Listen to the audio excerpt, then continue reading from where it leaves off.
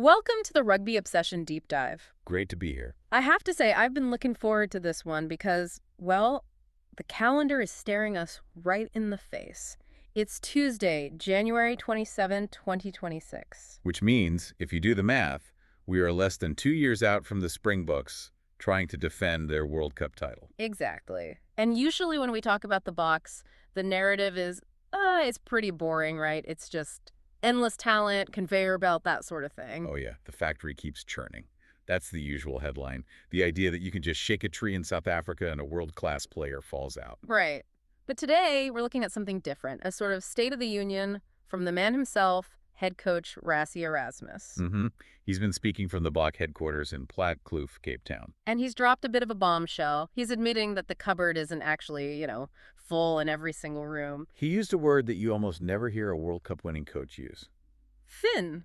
I've never heard that word linked with South African rugby depth before. It was a very candid session. He came out and just said it, that in some places, they're running thin. It's a scary word when you're chasing a three-peat. Now, before we unpack where the cracks are showing, and trust me, it's in the last place you'd expect. And where they're absolutely swimming in talent. Yes, before all that, I need to tell you, if you want to stay ahead of the game as we march towards 2027, you really need to subscribe to Rugby Obsession right now. Just hit that button. It's the only way to keep up with these roster decisions. Things are moving fast. Okay, so our mission today, Rassie has laid out his cards. We're going to look at the one area that has him genuinely concerned and then pivot to where he's, laughing all the way to the bank. So let's start with the panic. Yes.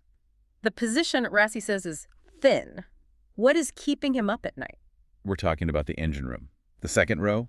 The locks. The locks. Wait, hold on. The locks? Are you joking? I know, it sounds like blasphemy. This is South Africa, land of the giants. Saying South Africa is short on locks is like saying France is running out of wine. How is that even possible? It does feel wrong, doesn't it? For the last decade, the whole Springbok identity has been built on having 4 world-class locks in every match day 23. The bomb squad. You think of the bomb squad, you think of R.G. Snyman and Franco Mostert coming off the bench to just crush teams. Yeah. But Rassie has come out and said, quite plainly, the stocks are not as flush as they should be. Is this just like an injury crisis, or is it something deeper? It's a bit of a perfect storm. It's age, availability, and a weird gap in history. Okay, break that down. Let's start with age and availability, the big dogs. So you've got Eben Etzebeth, the enforcer. He's currently banned. Right. Then you have R.G. Snyman, the Viking, who's playing his rugby for Leinster over in Ireland. Sure, but those guys are legends. They'll be there when it counts, won't they? They're legends, but they're also human. They're both past 30 now. And the physical toll of playing lock is immense. It's a car crash every single weekend. It's not like playing on the wing. Not at all. But the real issue, the thing Rassie pointed to, it isn't the guys at the top. It's the hole underneath them. And he gave a specific reason for that hole. He did. The COVID era. I saw that, and I need you to unpack it for me. I mean, we all lived through it, but how does a pandemic stop a lock from developing? Can't they just lift weights in the garage? That's a great question. And it goes right to the heart of what a lock actually does. Rassie's point was that the pandemic robbed South African rugby of 3 full years of Craven Week. Okay. All those junior structures. Now, if you're a winger, maybe you can survive that. You can work on your speed, your step. Right, you can sprint in a park. Exactly. Okay. But being a lock is about learning the dark arts. It's about the feeling of a scrum, the pressure points, stuff you only learn by doing it 1,000 times. It's not something you can simulate. No. And think about calling a line out. You're reading the defense, the wind, managing lifts, memorizing 50 different calls. That's a muscle you build between 16 and 19. And for 3 years, that just didn't happen. It didn't happen. Yeah. So Rassie believes there's a missing generation of locks. They might have the bodies, but they don't have that ingrained rugby IQ. That's fascinating. So it's not that the players don't exist, it's that they're uncooked. They missed their internship, basically. Precisely. Yeah. You can't fast-track that kind of experience. So if the young guns are missing, who's holding the fort? Rassie mentioned a couple of guys he called settled. Yeah, the 2 main names were Ruan Nortje, who's the Bulls captain, and Salman Morat, the Stormers captain. Okay, I want to pause on Salman Morat. Because if you spend any time on rugby Twitter, he seems to be a bit of a lightning rod. He gets a lot of heat. He does. Fans say he's not flashy, doesn't carry the ball enough. Did Rassie address that criticism? Oh, he did. And he was quite defensive about it. He knows exactly what people are saying. But his rebuttal was classic Rassie. What did he say? He basically said, you guys are watching the ball, I'm watching the game. He stressed that Morat does specific, unseen jobs that let the books play their style. Like what, though? What are we missing? It's all the dirty work. It's hitting a ruck at the perfect second to secure the ball so Cheslin Colby can score 3 phases later. The stuff that never makes a highlight reel. Never. It's managing the lineout call. Rassie is backing him because he fits the system, even if he's not the one making the 50-meter break. Okay, so Morat is the guy who does his homework. But let's play the nightmare scenario. Eben is out, RG is hurt. Who's next? Well, it gets a bit patchier. You've got Franco Mostert, Gene Klein, Lou Dieger, guys like that. And Peter Stuff du Toit can cover there if the world is ending. He can, but you want him on the flank. And look at those other names. Mostert, Dieger, Klein. They're all in that older bracket or coming back from injuries. It's recycled depth, not new depth. Which brings us to the big debate. If the local cupboard is thin, why not just go shopping in Europe? There are South African monsters playing over there. This is the monster temptation. And Rassie was very open about this. The 2 names that came up were David Ribbons and J.J. Vandermesht. Ribbons. He played for England, didn't he? He did, at the 2023 World Cup. But because he hasn't played for them since, there's a stand-down period. And he could technically qualify for South Africa again. A bit like the Gene Klein situation. Very similar. Rassie admits they've thought about him. And then there's J.J. Vandermesht.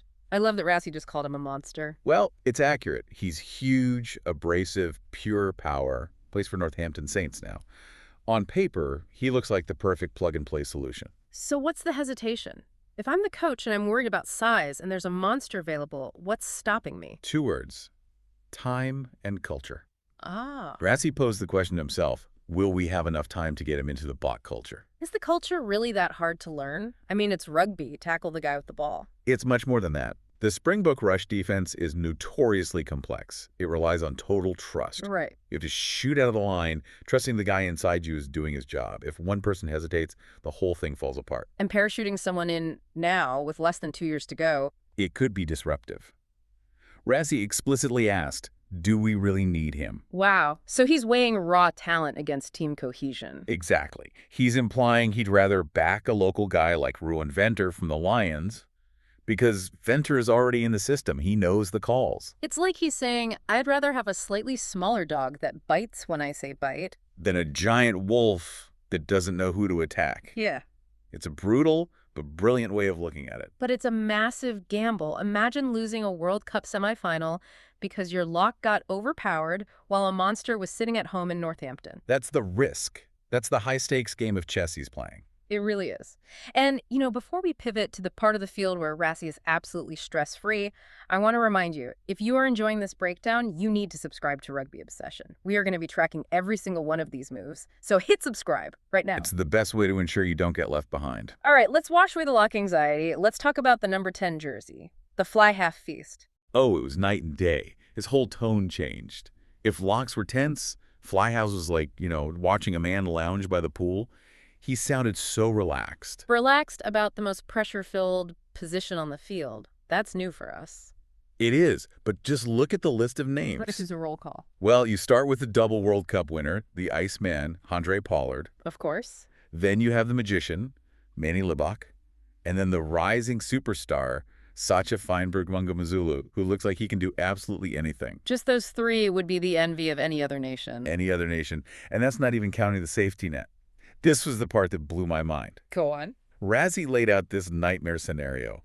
Imagine 3 fly halves get injured in 2 weeks. Usually that's a 5-alarm fire. You're calling up retired players. But Rassie says with Damian Willemse and Jordan Hendricks, you feel safe in the number 10 channel. That is an insane luxury. To think that Damian Willemse, who starts at fullback and wins World Cups there, is your emergency 4th choice fly half. It creates this massive sense of security.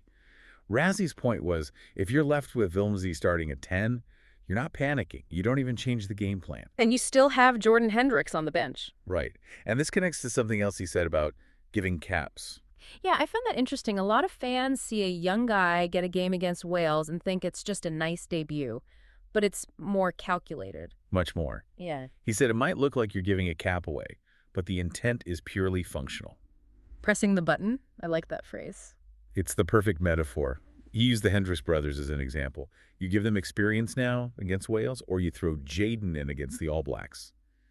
It's an investment. So that if you need them in a World Cup semifinal because of injuries, They aren't freezing in the headlights. They've been there. They know the calls. They know the pressure. so the fly-half feast is basically the result of great succession planning. I think so. The talent pool was just naturally deeper there, and the versatility helps. Guys like Sacha and Damien can play 10, 12, or 15. You just don't have that luxury in the second row. Very true. You can't put a fullback in the scrum. No. Although speaking of the scrum, he did give a quick nod to the props, specifically in Tuthuko Machunu. Yes, a brief but really important mention. He said Machunu hasn't played a lot of tests, but he's been in the squad, and he scrummed well against Wilco Leo in training. Okay, for the listeners, why is that specific detail so important? Who is Wilco Leu? Wilco Leu is basically a tractor in human form. He's the scrummaging benchmark, an immovable object. So if a young loosehead can hold his own against him, It's the ultimate seal of approval. Rassie is telling us, I've seen him go against the best, and he survived. That's the press-the-button philosophy again. He knows Machunu is ready because he's passed that internal test. so bringing it all together, this roster review is just, it's honest. That's the Okay. word that keeps coming to mind. It's refreshing. He's not bluffing. He's saying, here are my problems, and here are my solutions. On one side, the locks, the thin roster, anxiety over the missing generation, and this big debate about culture versus importing a monster. And on the other, the fly halves, where they're drowning in talent, and the succession planning has worked perfectly. It's a tale of two positions. It really is. But that lock position, that is the one to watch. Will they make a big call on an overseas player? Rassie says they might have to, but for now, he's holding his nerve. It's going to be fascinating to watch. Does the missing generation catch up? Does Morat prove Rassie right? Or do we see J.J. Vandermesh suddenly wearing green and gold? That's the million-dollar question, and it's the one I want the listeners to think about. Exactly. This is where we turn it over to you. Put yourself in Rassie's chair. The World Cup defense is on the line. Do you stick with the local guys who know the system? Or do you pick up the phone, call that monster, and get him on a plane, knowing it might disrupt the culture? Culture or monsters? It's a tough call. We really want to hear your opinion. Drop a comment and let us know if you'd take the risk on the import. And before we wrap up, one last nudge. If you want to follow this story as it develops, you have to subscribe to Rugby Obsession. It's the only way to get these deep dives delivered straight to you. Absolutely. The road to 2027 is just heating up. It certainly is. Rassie has a plan, even for the thin spots. Thank you for listening to the Rugby Obsession Deep Dive, and we'll look forward to you listening to our next episode.